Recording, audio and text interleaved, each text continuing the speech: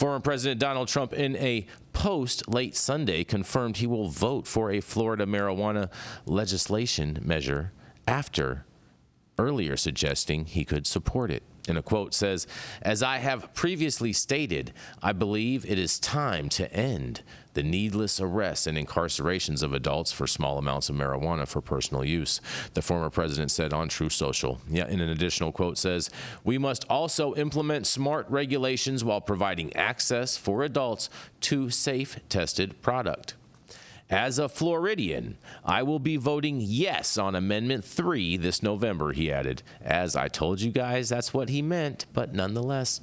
In an additional quote, "As president, we will continue to focus on research to unlock the medical uses of marijuana to a Schedule III drug and work with Congress to pass common sense laws, including safe banking for state-authorized companies and supporting states' rights to pass marijuana laws, like in Florida, that work so well for their citizens." The former president indicated last month that he could support the measure to legalize adult use marijuana. In an additional quote, "In Florida, like so many other states that have already given their approval, personal amounts of marijuana will be legalized for adults with Amendment 3, Trump said in a Truth Social post at the time. And an additional quote, "Whether people like it or not, this will happen through the approval of the voters, so it should be done correctly," he says. In May, the Biden administration announced it had started on the formal rulemaking process to reschedule marijuana from a Schedule I designation to a Schedule III, and in a quote, "This is monumental. Today, my administration took a major step to reclassify marijuana from a Schedule I drug to a Schedule III drug. It's an important move toward reversing longstanding inequities," President Biden said in a statement on X at the time, you guys. Well, I told you guys that Trump was going to vote yes on Amendment 3. The first time he came out and said it, you guys didn't understand it, and now he's just confirming it. He's doubling down, and this is going to be right in front of the day before the election, or the debate. And man, I'm willing to bet that cannabis comes up as a topic, and I can't wait to know what they're going to talk about. I love that Jason always says that we don't understand things, and it wasn't like all of us didn't sit here and agree that, yes, he's definitely going to make a statement on the Florida situation. There was a bunch of people that didn't agree. There was a bunch of people in the chat that didn't think. Say their names. Rico, Mathieu, Yarrow. I don't need to say their names. I don't need to say their names. Come on, Jason. I remember because it was the first day that you screamed. I don't need to say their names. Amount of times that Trump already legalized cannabis with the Farm Bill. Mm-hmm. So listen, I mean, I knew that you were going to love this story. That's why I was really excited that you had it this morning. I think that, once again, I say it every time we talk about this, cannabis is not a major voting issue for the people that will be voting in this election and for the people that are running in this election. The more that we delude ourselves and focus on this polarizing cannabis topic and don't realize that it is a distraction, we need to be focusing on other policies, our foreign fucking policies, our fucking financial situation that this country is in. The fact that people can't afford to live or eat. I think those are going to be more important to focus on because cannabis is the shiny object they've got us looking at. So don't be distracted. Please pay attention. If people can't afford to live or eat, and you're voting for the Republicans who are against what they call entitlements, and they want to actually strip WIC, which is aid to mothers with children that don't make money, how are we going to have everybody eat when we want to privatize Social Security and end entitlements? That's the only thing. And I'm not trying to argue whether we should or not. All I'm trying to say, Jenny, is if you wish for the poor to be fed, that's social democracy. That's entitlements. It's all of us using our compassion and realizing that why can't it just be caring for a fellow man? Of us. We're all entitled to what we work for. And that's my personal belief, that you're entitled to what you work for. If we as a society wish to vote that money not to subsidize energy companies, subsidize for-profit corporations, subsidize the military prison industrial complex, but instead help the less among us, I don't think that's so much evil. And I actually think you agree with that, Jenny. And I'm not trying to get you to vote for someone else. I am not a Democrat. I'm not trying to get you to switch parties. All I'm trying to do is shine a light on the things that you are saying, to say, here is what you are saying, and when you line these up logically, this is an advocate that you're advocating for social democracy, which is an intelligent and mature, compassionate form of government. And so I agree with you. And that's all I'm saying. I'm not trying to one-up you, say you're right or wrong, or get you to change anything you're saying. I'm merely saying the things you are saying are in congruence often with my heart. Then I hear you say these things like you're radically pro-capitalist, and I just say you're actually not, because if you want controls on the cannabis industry and you want poor kids to get fed and you want to end the endless wars overseas, like a lot of those things are actually social democracy. I don't know, but I think Bernie was right, you guys. And I think what we should do, I think you're crossing. We should drop Bernie in on one of those fan-based paragliders to the debate with a bullhorn.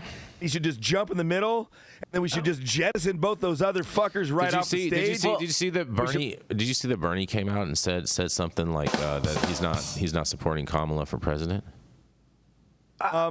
I didn't, but what I did see here on the show is that I actually saw a commercial on YouTube that I've seen about 20 times where Bernie says it's incredibly important to vote for Kamala instead of Trump because he's afraid of Christian theocracy, to the war against people for their sexual identities.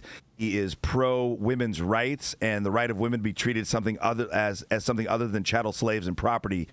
And if you'd like, Jason, I can screen record the video next time it comes up. I don't need to do all that. I thought I saw something this morning. I'm going to look for it. I'm going to see if. Oh no, he's voting for her, and he's on my YouTube asking for money, which I'm not giving to her. So I just want to say one thing. I just want to say one thing, which is, Jenny, I love to disagree with you. Actually, I love to disagree with anybody. But one of the things that you said is we are all entitled for what we work for. What I work for is a society where those that can't work are not living under a bridge. What I work for is a society where there's cradle to grave health care so that people don't go bankrupt over getting cancer. What I work for is a society that looks better than today, and I'm willing to put in the extra work because I can, because I believe that a society that takes care of all of my fellow men and women is a better society for the children that I've already procreated, and I'll put the pro in created. And so for me, as an able-bodied man who is maybe at the peak of his income potential, I don't know, I'd like to think there's another level for me to ascend to.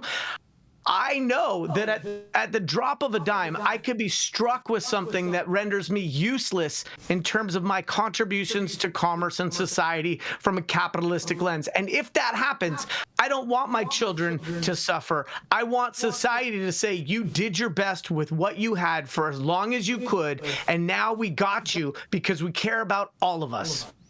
I understand that, and I agree that I don't want to see people who can't care for themselves. Those who have true mental health issues, who don't have families to take care of them, yes, I'm totally fine with them receiving help. I'm totally fine with all children being fed. I'm totally fine with assistance for women. What I'm not fine with is egregious misuse of the welfare state, which is what we have created in this country, and we've created it because if people get comfortable in the welfare state, then they're going to continue to be completely reliant upon the government, and they will follow it like shit.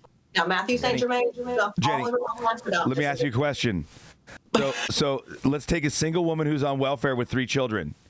She has no access to health care because she has no immediate family within 300 miles of her. You're making the extreme the example in this. No, I'm making an example, Jason. Please stop talking over me.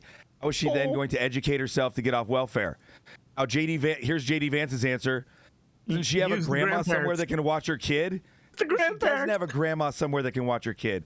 And once again, what I would say, Jenny, is you're making the case for why you are a social democrat. I'm saying come on over and sit on St. Germain's lap here, completely non-sexually, with respect. I love you and you're welcome. Yarrow, I 100% am in line with what you're saying, too. And the thing I said in the chat, which is something I'd like to say, is we already live in a socialist state. We live in a socialist, corporatist, fascist state where the subsidies currently go to the corporations, prison industrial complex, and for-profit corporations and oil companies. They're getting billions to trillions of dollars of our tax money a year. All I'm saying is, why don't we stop giving that money to the most wealthy, avaricious segment of our society and instead give it to those who need it? And I agree with you, Yarrow and Jenny. People on welfare should have job training and child care so that they can better themselves. And what we see pre-Reagan in our U.S. and state prison systems, we saw this in California as well as federally, when inmates are given job training and education, recidivism rate plummets. Now, the reason that free education was stopped in California and in the prison systems and outright was because Reagan and his fascist cronies and Nixon and his fascist cronies wanted to end education of the proletariat because it was ending up in the Students for a Democratic Society, the free speech movement, the civil rights movement, the Black Panthers, the White Panthers, the Weather Underground, and these other. Problem is when you educate people who have been screwed their whole life, they know who's doing it to them and they want to change it. So Reagan started this. Nixon started it federally. Reagan started it in California. Reagan accelerated it when he was president. Now what we see is insane recidivism rates, prisons as gladiatorial competitions.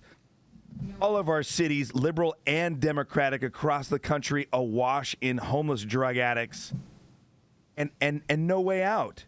And I posit the way out is compassion and education and reaching out a hand to other people. And what I'll say is, going back to my story last Friday, what I'll show you is I do a lot of psychedelics, but I also do my work, focus on my integrity, and I focus on my discipline.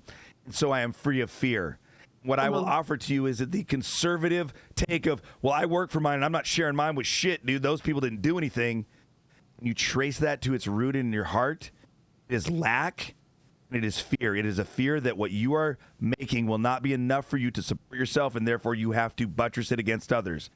Whereas I believe that if you free yourself from fear, that we are all here for only a moment.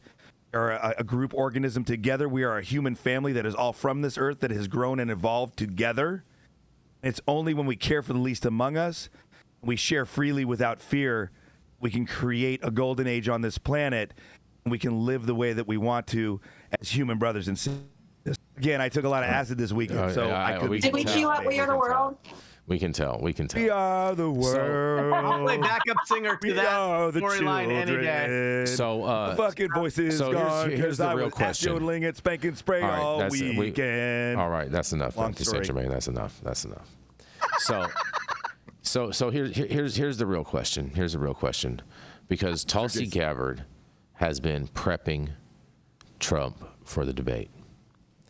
So the question is, when the cannabis issue comes up, is he able to body slam Kamala as much as Tulsi body slammed Kamala during the Democratic debates? No. Let's not use the term body slam when we're talking about a woman. I don't even care if it is this evil woman. Like, we're not going to body slam a woman. Like, you know, if you want to say fair enough, banked, whatever, pissed up a rope. Yeah, for sure, whatever. Use a Dale Schaeferism. Whatever you want to change it to. The reason why he... So the answer is no. And the reason why he won't be able to do it the way she did it is because he is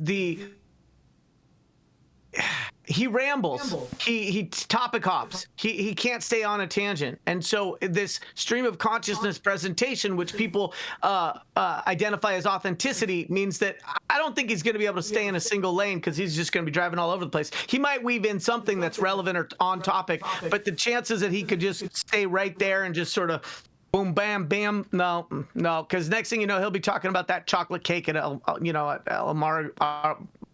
at the golf club. It's hard for him to. It's really hard. Thank you. It's really hard for him to just sort of stay in a lane. And you losing your train of thought in the middle of your statement about him losing his train of thought is my I channeled my Trump. I channeled my Trump. El Margo, El Fargo, El Largo, whatever the place is. Mar-a-Lago. It's beautiful property. Nobody gives a shit about his opinion about the chocolate cake, but he'll still share it.